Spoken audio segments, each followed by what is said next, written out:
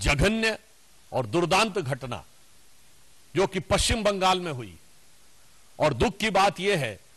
कि वहां पर इससे भी अधिक विभत्स तरीके से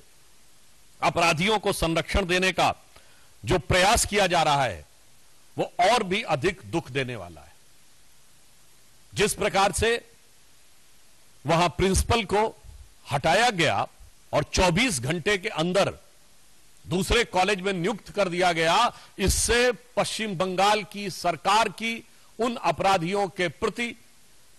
किस प्रकार की संरक्षण की भावना है वो बेनकाब हो जाती है, और पश्चिम बंगाल सरकार के द्वारा हो रहे किसी भी जांच के ऊपर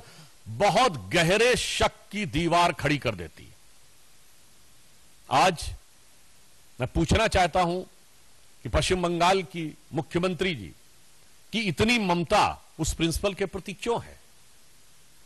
और मैं यह भी पूछना चाहता हूं कि जब मांग की जा रही है कि सीबीआई को वह जांच दे दी जाए,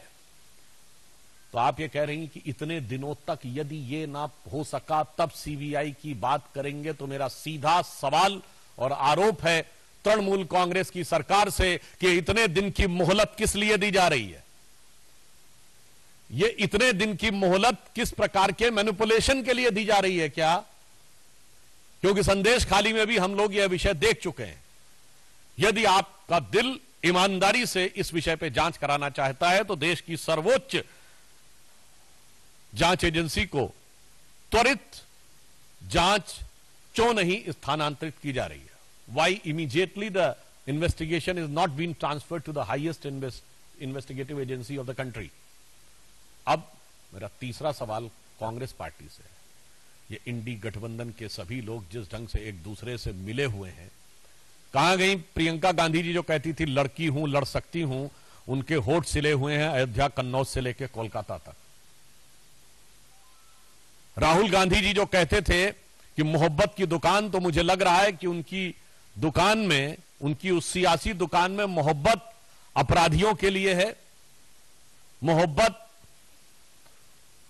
आतंक के आरोपियों के लिए है, मोहब्बत भ्रष्टाचारियों के लिए है, मोहब्बत दंगाइयों के लिए है और मोहब्बत बलात्कारियों के लिए है। अगर एक शब्द में कहें तो ये इंडी गठबंधन के सभी दल एक दूसरे के अपराध को कवर करने के लिए, जिसे हम लोग एक भाषा में कहते हैं ना, cover fire. So these parties are providing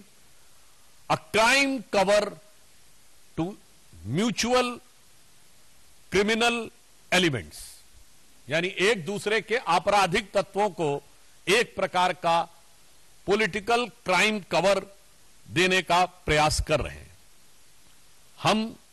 पुनः यह कहना चाहेंगे कि आप विपक्ष में हो या सत्ता में हो, हम विपक्ष में रहें या सत्ता में रहें,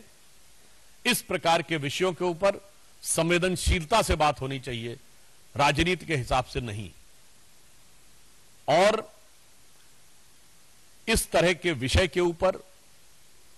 दलगत भावना से ऊपर उठकर विचार किया जाना चाहिए और अपराधियों को किसी